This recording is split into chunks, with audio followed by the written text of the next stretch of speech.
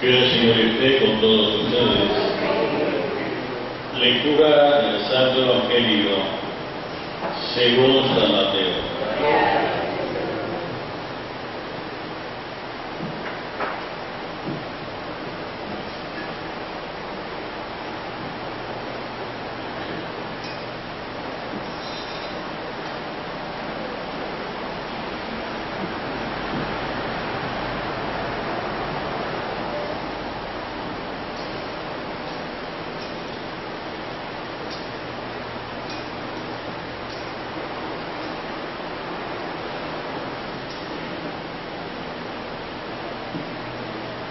En aquel tiempo se acercó a Jesús la madre de los hijos de Zebedeo junto con ellos y se postró para hacerle una petición.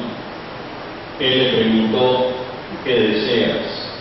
Ella contestó: concédeme que estos dos hijos míos se sienten, uno a tu derecha y el otro a tu izquierda, en tu reino. Pero Jesús replicó: ¿no saben ustedes lo que piden? ¿Podrán beber el cáliz que yo he de beber? Ellos contestaron: sí, podemos. Y él le dijo: beberán mi cáliz, pero eso de sentarse a mi derecha o a mi izquierda no me toca a mí concederlo, es para que mi Padre lo tiene reservado. Al oír aquello, los otros 10 discípulos se indignaron contra los dos hermanos. Pero Jesús los llamó y les dijo: ya saben que los jefes de los pueblos los tiranizan y que los grandes los oprimen. Que no sea así entre ustedes. El que quiera ser grande entre ustedes, que sea el que lo sirva. Y el que quiera ser primero, que sea su esclavo. Así como el Hijo del Hombre no ha venido a ser servido, sino a servir y a dar la vida por la redención de todos. Palabra del Señor. Siéntense, por favor.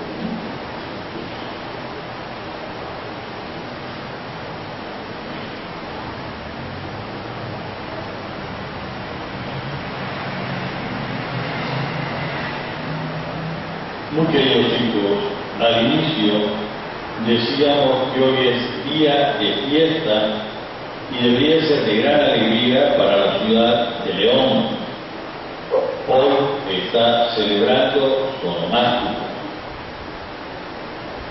En el momento, aquel domingo de la Santísima Trinidad del año del Señor de 1524, junto al pueblo indígena de Imbabite, se celebró la primera misa que siguió y formaba la fundación de León y con ello el inicio de nuestra nacionalidad nicaragüense. Y en aquel momento, aquel asentamiento que estaba fundando, le pusieron por nombre Santiago de los Caballeros de León. Y este león no hacía referencia al animalito que tantas veces se ve por ahí. Este león es la legión, haciendo referencia a este reino de la península española, donde en su momento había un cuartel de una de las legiones romanas. Al pasar con el tiempo se hace, y cuando en 1531 se fundó la diócesis de León, que era Diócesis Legionensis, hasta el cuarto o quinto obispo se dio el cambio a Leonensis. Pero al pasar el tiempo, la imaginación popular, los agregados y las falsificaciones de la historia y de la tradición han hecho ver otras cosas que nunca existieron, ni en el origen ni en el presente. Hoy tendría que haber amanecido la ciudad en medianas, tendría que haber sido por lo menos temporada, o día de su santo, el día de su onomástico, lo celebra como que si fuera tanto más importante que el día del cumpleaños. ¿Qué pasó, ciudadano? ¿Qué pasó con los que presumen de ser leoneses de pura cepa? Se les olvidó su fiesta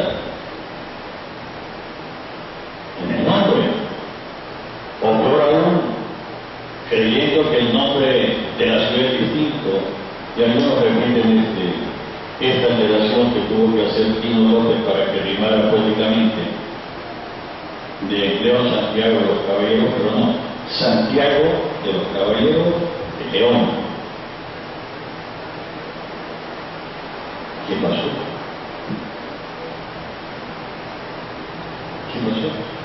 Después nos quejamos que si las tradiciones, después nos quejamos que si la identidad, después nos quejamos de tantas cosas, y esto que no hacía falta más cosas, sino que el reconocimiento al nombre propio de la ciudad que tendrían que llevarlo con mucho orgullo. ¿Qué pasó?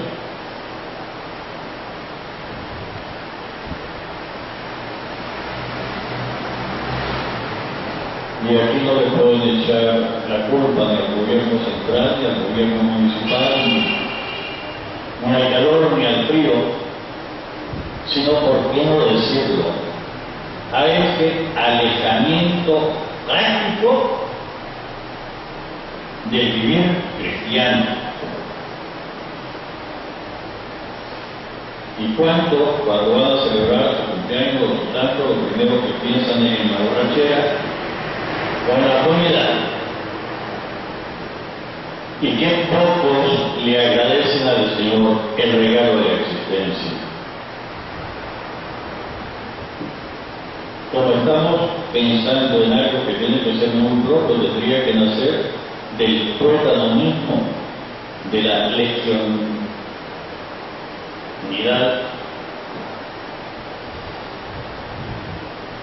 Habría que preguntarse entonces, ¿quién es Santiago?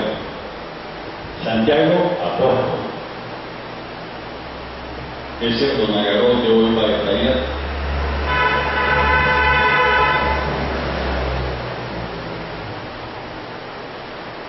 Y Nayarit no era una ciudad inicialmente española, era una ciudad indígena, como Santiago. León, León, y el León contra el Navite eran distintos. ¿Qué pasó?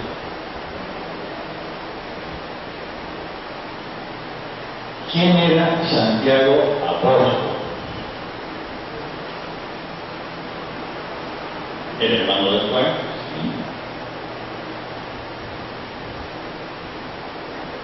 Uno de los discípulos del Señor, sí.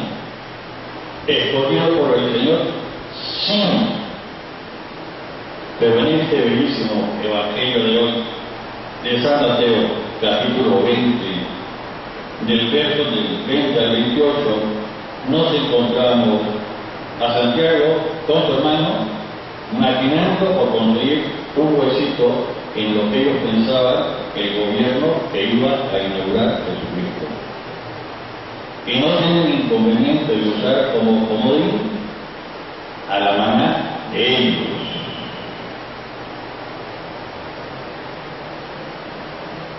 Ojo que estamos hablando de apóstoles, escogidos directamente por Jesucristo, que lo sabe todo. Y se acerca a Jesús, la madre de los hijos del Zebedeo, junto con ellos, y se postra ante Jesús para hacerle una petición. Él le respondió, ¿qué querés? ¿Qué deseas? Ella respondió, concédeme que estos dos hijos míos se sienten uno a tu derecha y el otro a tu izquierda en tu reino. Mano derecha y mano izquierda de este gobernante que va a tomar el poder. Y el Señor, con esa mirada propia de Él, le queda viendo y le dice: no saben ustedes lo que piden. Pasa.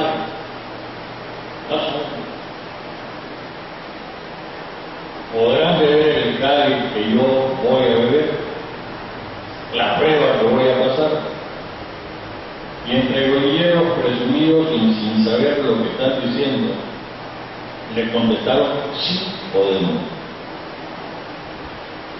La pregunta que hace Jesús, porque no nos olvidemos que el reino de donde reina Jesucristo es la cruz,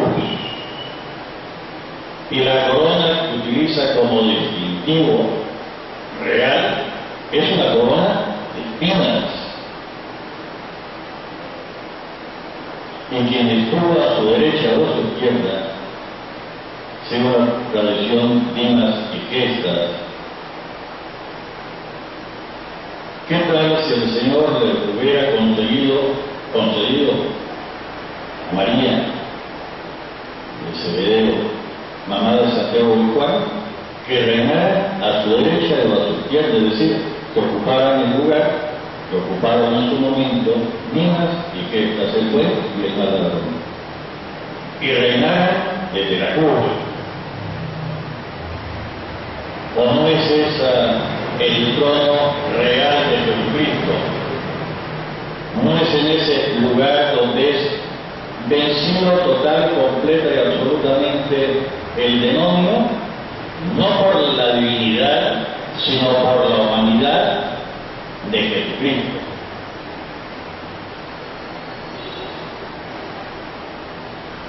¿No es ese el cortejo al que nos tendríamos que acercar? Ay de mí, va a decir Pablo, de gloriarme en algo distinto que la cruz de Cristo. Es nuestro emblema, es nuestro escudo, es nuestro símbolo. Por eso se entiende que en la práctica, que pocos cristianos quedan. En la práctica. Y cómo en la práctica nos convertimos en apóstatas de nuestra fe. Y como le digo al Señor: te seguiré donde vaya, pero espérate, cuando comencé a subir al Calvario, ya no. Y cuando tengas que subir a la cruz, que pase de mí, eso no. La multiplicación de los panes, pues sí. Y si hubiera sido la multiplicación del vino, la conversión del agua en vino, qué rico, ahí sí. En la curación del todo, ahí sí. Pero cuando asume el poder para reinar, ahí no. No es cierto. Miren, sin engañar a nadie, no seamos hipócritas con nosotros mismos. Reconocer nuestra propia realidad. Y Jesús le dijo: bueno, al fin y al cabo sí van a beber el cáliz que yo, pasar por el martirio, entregar la vida por los demás. Pero eso de sentarse a mi derecha y a mi izquierda, no me toca a mí concederlo, sino para aquel a quien el Padre lo tiene reservado. Miren qué respuesta tan linda, y no se refiere exclusivamente al lugar que nos toca en el reino, sino también el lugar que nos toca ocupar en la iglesia y en el mundo. Aquel que está reservado para nosotros por el Padre. Y podríamos completar desde antes de la creación del mundo. Cuántas envidias, cuántos sinsabores, cuánta se nos diría si reconociéramos cuál es el sitio que quiere el Padre para cada uno de nosotros. Sabiendo, me refiero al símil de Pablo bellísimo, que no todos podemos ser cabeza, que no todos podemos ser manos, y que el cuerpo tiene diferentes órganos, pero ninguno es más digno o más importante que el otro. Y solo cuando cada uno de nuestros órganos está en su lugar, funcionando como Dios manda, es que la persona entera se siente bien y sana. En este como cuerpo que es la sociedad, si hay cosas malas, no nos engañemos, es porque nosotros, como sal de la tierra, como luz del mundo, como levadura dentro de la masa, no nos hemos empleado a profundidad. Lo repito, y si decimos que hay corrupción en nuestra ciudad, en el municipio, en el departamento, en la nación, es porque nosotros no nos hemos empleado a profundidad.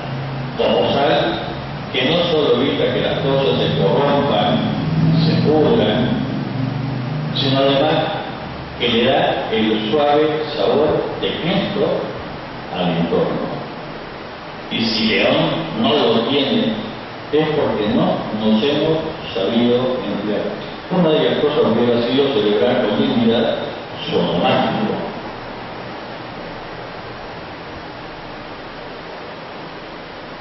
Una de las cositas. Padre, ¿qué importancia tiene? Si no se alegran del nombre que tienen, precioso además, ¿de qué se van a alegrar? Al oír aquello, los otros 10 se indignaron contra los dos. Los dos se están repartiendo ya el pastel, se le están yendo arriba a los demás. Pero Jesús lo llamó y le dijo: ya saben que los jefes de los pueblos los tiranizan y que los grandes los oprimen. Que no sea así en ustedes. El que quiera ser grande en ustedes, que sea el que sirva, y el que quiera ser primero, que sea su esclavo, así como el Hijo del Hombre, que no ha venido a ser servido, sino a servir y a dar la vida por la redención de todos. Aquí tenemos no solo un programa de vida, sino consejos prácticos. Padre, que así no se puede vivir. Bendito el Señor, porque el que quiera buscar su vida la va a perder, pero el que la pierda por Jesucristo, por su causa, la encuentra para la vida eterna. Y aquí hay que ver no al otro, tengo que verme yo en este espejo donde me encuentro. Quisiera ser más atrevido.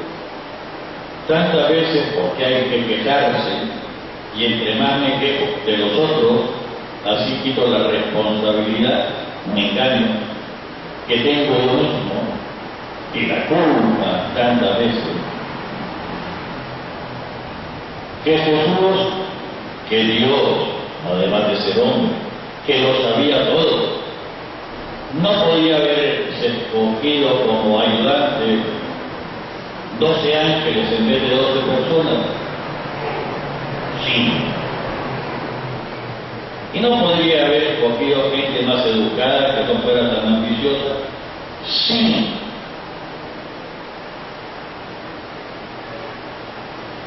Sin embargo, ¿quién, al examinar a profundidad los 12 apóstoles, ustedes saben que en realidad fueron 14,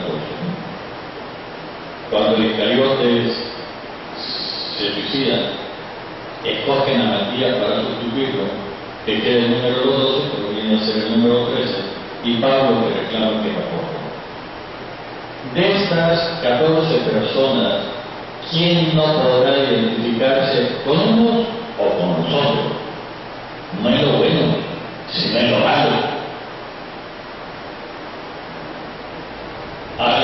buscando medrar a la sombra de la fe. ¿Conseguir un puesto que es malo? No, pero no es para eso el seguimiento de Jesucristo.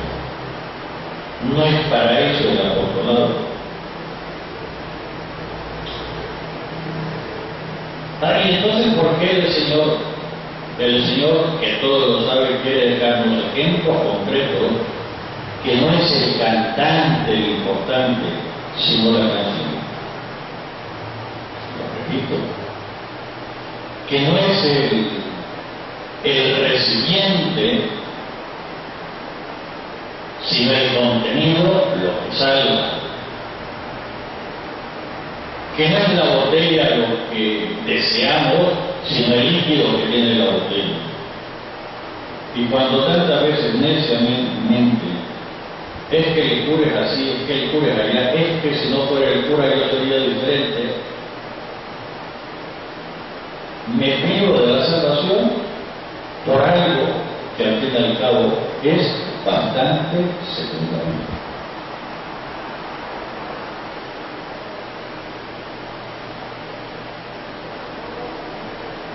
Es que sí. Y ojo, que de estas personas concretas depende nuestra fe. Del testimonio que lo dieron, testimonio transmitido en forma oral, verbal, en la predicación de la Iglesia, de lo que se llama la tradición, la entrega del testimonio de los apóstoles, es lo que nos da a nosotros la fe. La fe viene por la predicación de la Iglesia. Y la predicación de la Iglesia es la entrega, me repito, del testimonio de los apóstoles.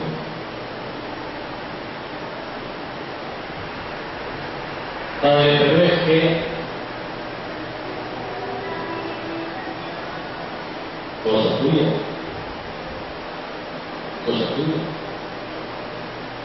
Hace 2000 años, la gente engañada por los dirigentes no quiso aceptar a Jesucristo y pidió para él la cruz.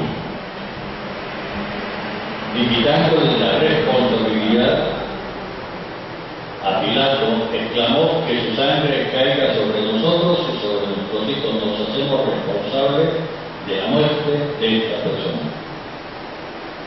Y rechazaron al Salvador. ¿No será que por tanta mojigatería, tanta tontería, tanto capricho, nosotros rechacemos la salvación que nos ofrece Jesucristo y la forma de encontrarnos con Él? Porque no nos engañemos. Si nadie va al Padre si no es a través de Jesús, nadie va a Jesús si no es a través de la Iglesia.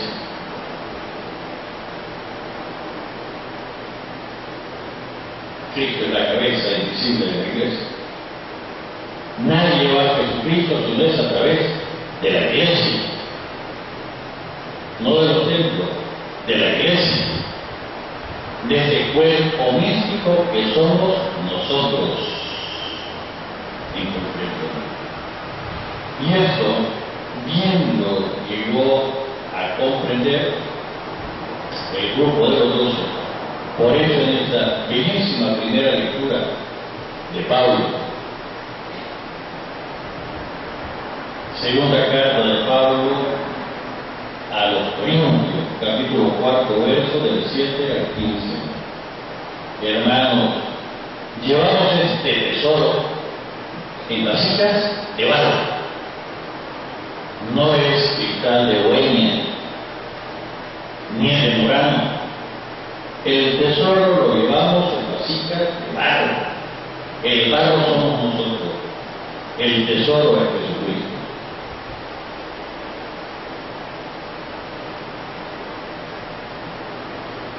A ver si alguno,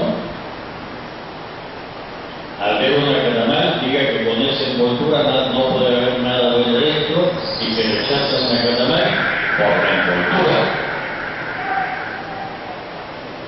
pobrecito. O que crea que la comida es la envoltura. Y se comienza a comer el chiste de que.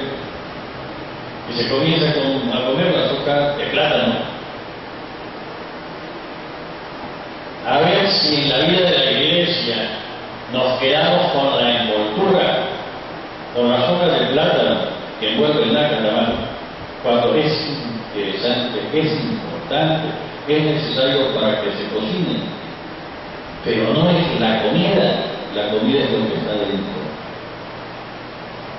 El tesoro no es el exterior de los curas, sino lo que produce nuestro ministerio en favor de todos.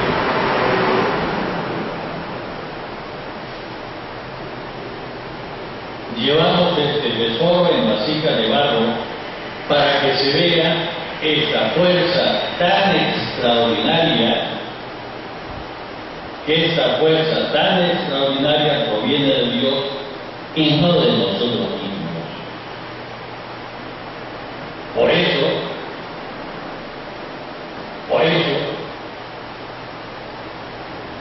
queridos hijos, son llamados a la conversión. Y conversión es regresar al Señor. Vernos en el espejo de Jesucristo y compararme no con el que está a mi derecha o a mi izquierda, compararme con el propio Jesucristo y preguntarme, ¿ya soy imagen perfecta de Él? ¿Sí o no? Si el examen me dice que no, en ese que no consiste en mi pecado. Preguntarme, ya soy totalmente distinto, ya soy imagen perfecta de Jesucristo, ¿sí o no? Mi forma de pensar es la de Jesús, mi forma de hablar es la de Jesús, mi forma de actuar es la de Jesús. No, luego ahí tengo el trabajo que hacer, y no es Dios el que falla, sino que soy yo. Preguntarme, ¿ya he llegado a la plenitud del amor?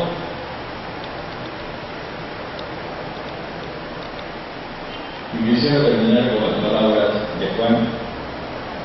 Queridos hijos, aquel que diga que no tiene pecado, no solo es un mentiroso, sino que hace mentiroso a Dios. Luego hay que hacer un examen más fino, más profundo, para saber en qué estamos fallando, arrepentirnos, pedirle perdón al Señor, incluso por medio del sacramento de la reconciliación, si la falla es grave, si es pecado mortal, y llenarnos continuamente del Señor. ¿Para qué? Para que me haga mejor servidor de los hermanos, según lo que me indica el Evangelio de hoy. En el nombre del Padre, del Hijo y del Espíritu Santo. Amén.